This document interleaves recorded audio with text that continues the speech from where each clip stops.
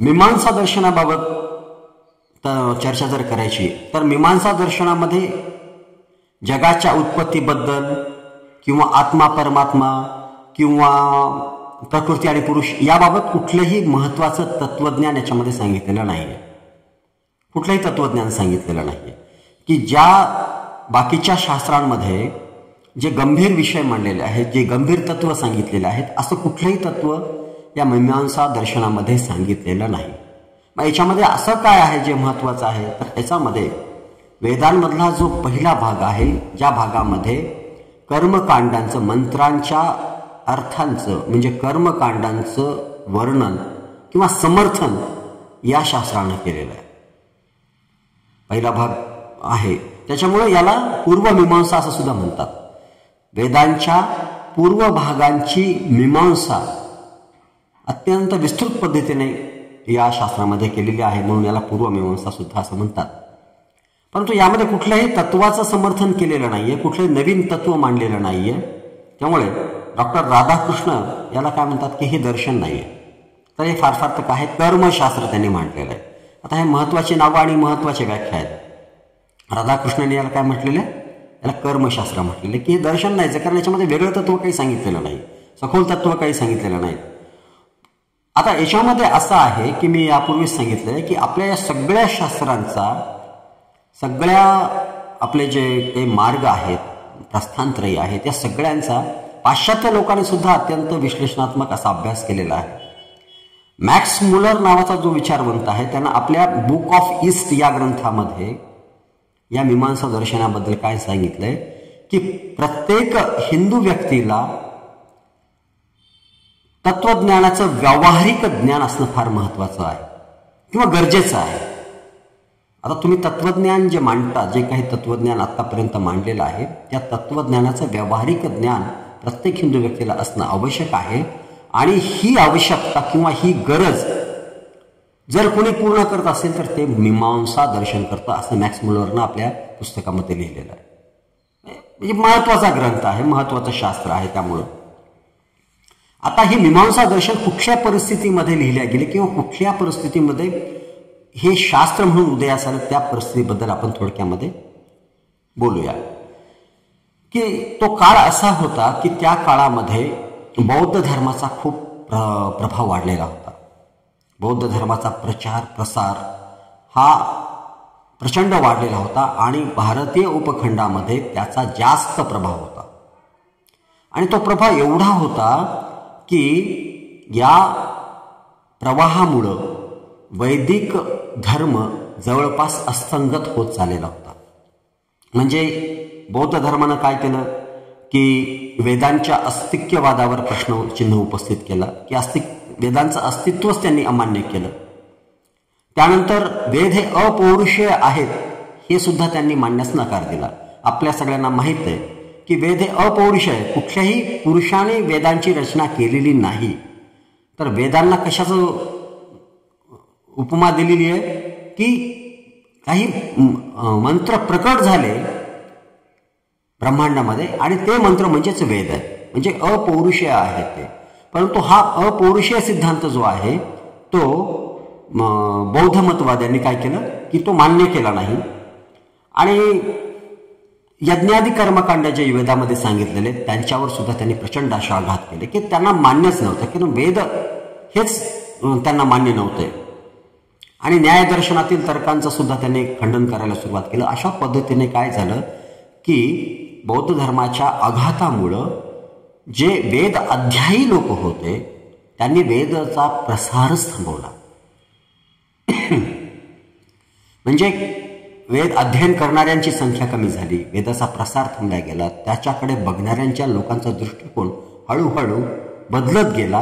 म्हणजे असं झालं की वैदिक धर्म जवळपास अस्తంगत होत चालला, लोप पावत चालला. मग अशा परिस्थितीमध्ये काय झालं की कुमारिल भट्ट नावाच्या एका संन्यासाचा इथे उल्लेख येतो, एक कथा आहे. म्हणजे कुमारिल भट्ट हे अत्यंत विद्वान असे वेदाचार्य होते, वेदसंपन्न संन्यासी होते. की याच काळामध्ये ते भिक्षा मागत असताना कारण त्या काळामध्ये आपल्याला कल्पना आहे की संन्यासी हे भिक्षा मागत होते, भिक्षा मागून त्यांचा उदरनिर्वाह चालायचा. त्यांचा एका महिलेशी संवाद झाला. आता तो संवाद मी इथे सांगणार नाही की त्याचा खूप विस्तार होईल. आणि त्या संवादानंतर त्यांना प्रकर्षानं जाणवलं की वेद धर्माची किती अधोगती झालेली आहे, वैदिक धर्माची किती अधोगती झालेली आहे, आणि याच्या उत्थानाची त्यांना गरज प्रकर्षानं वाटायला लागली.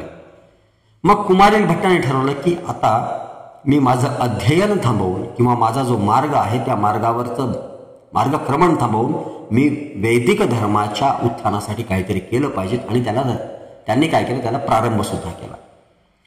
मग आता वैदिक धर्माचं जर पुनरुत्थान करायचं असेल तर ज्या धर्माचा त्या काळामध्ये प्रचंड प्रभाव वाढलेला होता, प्रसार झालेला होता, म्हणजेच तो बौद्ध धर्म, त्या धर्माच्या मध्ये जे काही तत्व सांगितले किंवा जे काही त्यांनी विचार मांडले त्या मतांचं खंडन करणं आवश्यक होतं.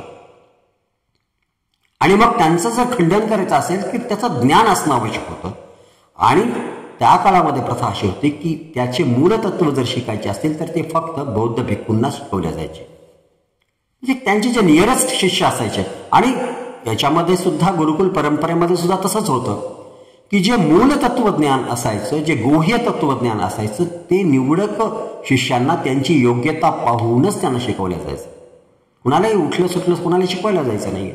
मग कुमारिल भट्टांपुढे हा फार मोठा प्रश्न उपस्थित झाला की मला ज्याचं खंडन करायचं त्याचं ज्ञान नसेल तर मी खंडन कसं करणार. मग कुमारिल भट्टाने काय केलं की त्यांनी बौद्ध धर्म स्वीकारला, बौद्ध भिक्षू बनले. बौद्ध भिक्षू बनून अनेक वर्ष त्यांनी बौद्ध धर्माचा अभ्यास केला. म्हणजे कदाचित त्याच्यामध्ये एखादं 2 तप गेले असतील. त्याने सखोल असं त्या बौद्ध धर्माचा अभ्यास केला, त्यातले सगळे तत्व समजवून घेतले. आणि त्यांनी पुन्हा काय केलं, पुन्हा हिंदू धर्म स्वीकारला. आणि हिंदू धर्म स्वीकारून मग त्यांनी काय केलं की त्यांनी जे काही बौद्ध धर्मातलं तत्वज्ञान शिकले होते त्या एकेका तत्वाचा त्यांनी खंडन करायला सुरू केलं, अक्षरशः खंडन करायला. म्हणजे एक तत्व घ्यायचं आणि त्याच्यावर प्रतिवाद करायचा. असं करून करून त्यांनी जवळपास सगळी मतं जी आहेत वेदांच्या आधारित त्यांनी खोडून काढायला सुरुवात केली. आणि प्रचंड विद्वान होते कुमारिल भट्ट. त्याने अक्षरशः सर्व बौद्ध मतवादी विद्वानांना जे याच्यामध्ये पराभूत केलं. आणि एक काळ असा आला की बौद्ध धर्माचं उच्चाटन भारतातून होतंय का काय अशी भीती बौद्ध धर्माच्या अनुयायांना वाटायला लागली. एवढ्या प्रचंड प्रमाणामध्ये त्यांनी त्याच्यावर आघात केले कुमारिल भट्टांनी. परंतु त्यामध्ये काय झालं की मग त्यातल्या त्या काही जणांनी कुमारिल भट्टांना असं पटवून दिलं की तुम्ही जे काय करताय तुम्ही तुमच्या गुरूंशी प्रतारणा करताय. म्हणजे तुम्ही बौद्ध भिक्षू म्हणून तुम्ही जे काय शिकलात तुमच्या गुरुकडून त्याचंच तुम्ही खंडन करताय. एका अर्थी तुम्ही गुरूंचा अपमान करताय. आणि हिंदू धर्मामध्ये गुरूंचा अपमान किंवा उपमर्द हा देहांत प्रायश्चित्त सांगतो. आणि जेव्हा कुठल्याही पद्धतीने कुमारिल भट्ट कोणाच्याही तावडीत सापडत नव्हते किंवा कुठल्याही प्रकारे त्यांच्या मतांचं खंडन कोणी करू शकत नव्हतं, या विचाराचा त्यांच्यावर प्रचंड प्रभाव झाला आणि त्याची उपरती त्यांना झाली आणि त्यांनी देहांत प्रायश्चित्त घ्यायचं ठरवलं. आता देहांत प्रायश्चित्त घेण्याचं ठरवलं की त्यावेळेस अजून एक घटना घडली. त्या भागामधून आद्य शंकराचार्य भ्रमण करत होते, प्रवास करत होते. ते सुद्धा हिंदू धर्माच्या उत्थानासाठीच त्यांचा प्रवास सुरू होता आणि त्याच भागातून त्यांचा प्रवास सुरू होता. त्यांनी हे सगळं ऐकलं आणि त्यांनी कुमारिल भट्टांची भेट घेतली. कुमारिल भट्टांना समजावून सांगितलं की वैदिक धर्माच्या उत्थानासाठी तुमचं अस्तित्व अत्यंत आवश्यक आहे. परंतु कुमारिल भट्टाने ते काही ऐकलं नाही आणि ते आपल्या देहांत प्रायश्चित्तेच्या प्रतिज्ञेवर ठाम राहिले. परंतु त्यांनी काय केलं, त्यांनी आपला या संदर्भामध्ये लिहिलेला तंत्रवार्तिक नावाचा ग्रंथ शंकराचार्यांना सोपवला. आणि अजून एक त्यांनी काम काय केलं की त्यांचा जो एक पटशिष्य होता कुमारिल भट्टांचा, मंडन मिश्र यांचं नाव आहे, लिहून घ्या, हे महत्वाचं आहे. मंडन मिश्र हे जे नावाचे जे शिष्य होते त्या शिष्यांना सुद्धा शंकराचार्यांना त्यांनी सोपवलं की आता हे माझा ग्रंथ तंत्रवार्तिक आणि हा शिष्य आता तुम्हाला काय करायचं ते करा, मी माझ्या देहांत प्रायश्चित्तावर ठाम आहे. आणि त्यांनी पुढे काय केलं ते असो. याच्यामध्ये काय झालं, मग शंकराचार्यांनी असं ठरवलं की आता आपण मंडन मिश्रांची भेट घेऊया. मग मंडन मिश्रांच्या त्या भेटीसाठी गेले. आता त्याच्यामध्ये पण खूप कथा आहे. मंडन मिश्र सुद्धा एवढे विद्वान होते की त्यांचा शोध घेत घेत जेव्हा त्यांचा विचारलं त्यांनी शंकराचार्यांनी की हे मंडन मिश्र कुठे राहतात, तर त्या काळामध्ये, ज्या काळामध्ये संस्कृत भाषा सुद्धा अस्तंगत झाली होती बौद्ध धर्माच्या प्रभावामुळं, पाली भाषेचं सर्वत्र प्रसार झालेला होता, त्या काळामध्ये काही जणांनी सांगितलं की ज्या गावामध्ये विहिरीवर पाणी भरणाऱ्या स्त्रिया सुद्धा संस्कृतमध्ये संभाषण करतात ते गाव तुम्ही समजा की मंडन मिश्रांचं आहे. मग त्यांनी प्रवास करत करत शोधलं, त्या महिलांना विचारलं, अशा महिला त्यांना आढळून आल्या. त्या महिलांना त्यांनी विचारलं की मंडन मिश्रांचं घर कोणतं आहे. मंडन मिश्र, त्या महिलांनी काय सांगितलं त्यांना की तुम्हाला ज्या घराच्या समोर एक पोपट राघू आणि एक मैना दोघंही आपसामध्ये शास्त्रार्थ करताना आढळून येतील, ते सुद्धा संस्कृतमध्ये, ते समजा की तुम्ही मंडन मिश्रांचं घर आहे. म्हणजे एवढा प्रभाव मंडन मिश्रांचा होता त्या भागामध्ये, एवढे विद्वान होते ते. मग पुढे गेल्यानंतर आता हे सगळे आख्यायिका जरी असतील तर आपण गृहीत धरूयात की प्रकरणाला खोली देण्यासाठी किंवा महत्त्व पटवण्यासाठी ह्या सगळ्या गोष्टी सांगितल्या असतील. आणि मग त्यांना ते घर सापडलं. मंडन मिश्रांकडे शंकराचार्य गेले, त्यांनी आपलं प्रयोजन सांगितलं. त्या काळामध्ये असं होतं की ज्यावेळेस दोन विद्वान एकत्रित यायचे त्यावेळेस ते काय करायचे, एखाद्या विषयाला धरून वादविवाद त्यांच्यामध्ये घडून यायचा, एखादं मत मांडायचं आणि त्यांनी खंडन करायचं. शास्त्राला शास्त्रार्थ असं म्हणायचे. मग या दोघांमध्ये शास्त्रार्थ प्रारंभ झाला आणि या शास्त्रार्थाचे न्यायाधीश कोण होतं, तर मंडन मिश्रांची पत्नी त्या शास्त्रार्थाचे न्यायाधीश होत्या. आणि मग त्या दोघांमध्ये अनेक दिवस शास्त्रार्थ चालला आणि त्या शास्त्रार्थामध्ये मंडन मिश्रांचा पराभव झाला. शंकराचार्याने त्यांना पराभूत केलं. आणि त्या काळामध्ये असं होतं की ज्या व्यक्तीनं शास्त्रार्थामध्ये पराभव केला असेल, पराभूत झालेल्या व्यक्तीनं त्या व्यक्तीचं श्रेष्ठत्व मान्य करायचं आणि त्याचं शिष्यत्व पत्करायचं. मग मंडन मिश्रांनी शंकराचार्यांचं शिष्यत्व पत्करलं. शंकराचार्यांनी काय केलं की त्यांना आपल्या गादीवर बसवलं, आपलं उत्तराधिकारी नेमलं आणि त्यांचं नाव ठेवलं सुरेश्वराचार्य म्हणून त्यांचं नामाभिधान केलं. आता हे बारीक सारीक प्रश्न तुम्हाला तर येत नाहीत, परंतु जे नीटची वगैरे परीक्षा देतात ना त्यांच्यासाठी एक छोटे बारीक बारीक प्रश्न विचारतात, पण एक सहज तुमच्या कानावर असावं. सुरेश्वराचार्य त्यांचं नाव ठेवलं आणि मग त्यांच्यावर सोपवलं की तुला आता याबाबत काहीतरी करायचं आहे. आणि मग पुढे जे आहे ते अनेक गोष्टी घडत गेल्या. आणि मग आपल्याला सगळ्यांना माहिती की शंकराचार्यांच्या अशा या प्रयत्नांमधून वैदिक धर्माचं पुनरुत्थान त्या काळामध्ये संपूर्ण भारतखंडामध्ये झालं. मीमांसा दर्शनाचं मुख्य उद्दिष्ट काय आहे मग, की क्रिटिकल ॲनालिसिस. कशाची, वैदिक मंत्रांची क्रिटिकल ॲनालिसिस करणं हे मीमांसा दर्शनाचं मुख्य प्रयोजन आहे. मग याच्यामध्ये काय केलं, वेदमंत्राची चिकित्सा करणं. आता याच्यामध्ये मूलतः अथातो ब्रह्मजिज्ञासा असं म्हटलेलं आहे.